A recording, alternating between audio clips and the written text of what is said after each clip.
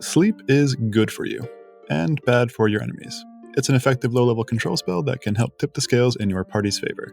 For starters, here's the spell's description and the classes who can cast it. Now let's get right into 8 ways to use a sleep spell in your next D&D game. Up first, sleep's primary use is to take out groups of enemies, low CR enemies in particular. Think of groups of bad guys with low hit point values like goblins, bandits, and the like. Big groups of these enemies can pose a major challenge at low levels, especially those with pack tactics like wolves and kobolds. Sleep's average roll of 22.5 means you can usually put 2 to 4 such opponents to sleep, making the rest of the group much more manageable for your party. And when you're done with the non-sleeping enemies, you can pick off the sleepers one by one. Another good time to use sleep is for stealth missions. Say there are a couple of guards blocking the door to your true target. Sure, you could engage in a melee and risk the alarm being sounded. Or you could help those poor fellows catch up on their beauty sleep. Just remember that sleep only lasts for 1 minute, so you'll have to do your business quickly, or make sure your enemy remains incapacitated even after waking up. Which brings me to a similar use, tying people up. Tying up a creature isn't an easy thing to do, but one that's in a magically induced sleep for a full 60 seconds, that's about as easy a target as you are likely to get. You might want to do this to pull off a kidnapping, bring a criminal back for justice, or force a hostile creature into an interrogation or negotiation. Just make sure to have the person with the highest sleight of hand modifier do the tying up. Use number 4 of sleep is to escape. If a fight starts to look grisly for you and your friends, there's no shame in running to fight another day, and the sleep spell can help you accomplish that goal, especially if you manage to put an enemy mount to sleep. Sure, enemies can just slap each other awake, but that's a full round of combat spent not attacking you or dashing to pursue you. And a sleeping creature falls prone, so half their movement's going to be spent just standing up. Another good use of sleep is to set up big finishers. Unconscious creatures are really easy to hit for big damage. Attacks from within 5 feet have advantage and are automatically critical strikes if they land. That's huge news for your party's paladin, who gets to lay down a guaranteed hurting with Divine Smite. Likewise for the rogue, who gets to roll all sorts of sneak attack dice thanks to you.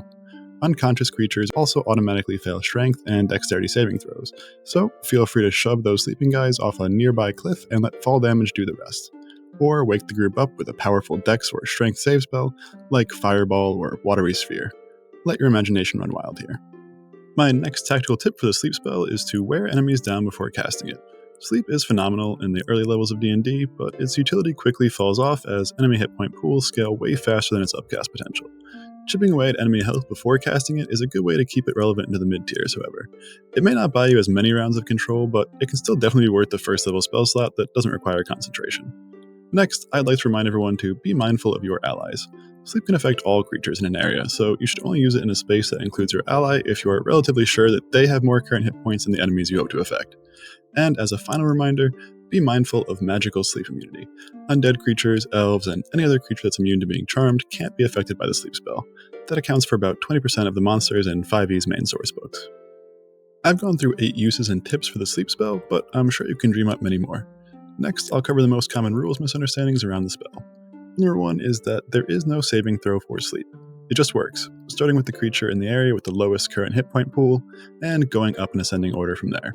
So, if you had 2 goblins and a hobgoblin bunched together with 6, 7, and 11 hit points respectively, and you rolled a 23 on your 5d8, you could put the 2 goblins with 6 and 7 hit points to sleep, but not the hobgoblin with 11 hit points. New DMs are often perplexed by how overpowered this is, but this potency quickly falls off at higher levels. Rule number 2 is that sleep can hit creatures you can't see. As long as you target a point in space that you can see, sleep will blossom into a 20-foot radius around that point.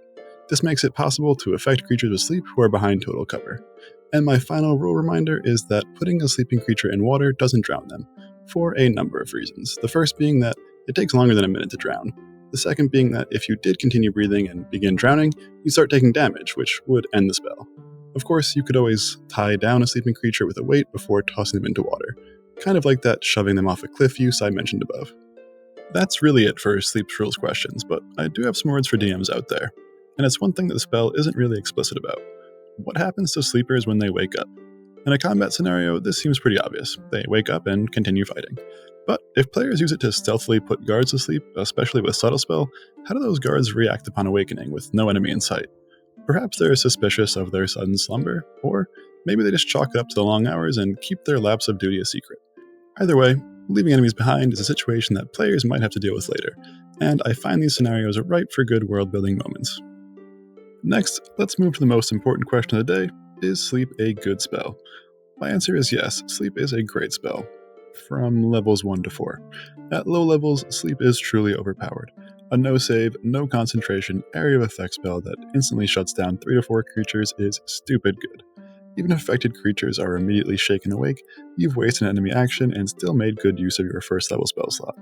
The trouble is that enemy hit point pools scale way faster than sleep's upcast potential. Adding an average of 9 hit points per upcast level really can't compete as monster hit points start to hit the 40 to 50 range. Basically, sleep is good as a first and even a second level spell, but using a third level spell slot on it feels kind of silly with things like Hypnotic Pattern available. All that being said, low hit point minions are a thing throughout a campaign, and there's always the idea of softening up enemy hit point pools before casting it. And if you like sleep for its out of combat utility against basic humanoids and the like, then it's still a sweet spell. Just don't make the mistake of thinking its early game in combat dominance will last very long. And when that starts to become clear, you can always swap sleep out for a different spell as you level up. Thanks so much for watching. Hope you found this guide on the sleep spell helpful and can show your appreciation with a like and subscribe. It's a massive help for small YouTubers like me. If you have any stories about using sleep in your own Dungeons & Dragons game or questions about the spell's rules, please share them in the comments below. This is D&D Lounge wishing you the best of luck in your next spellcasting venture.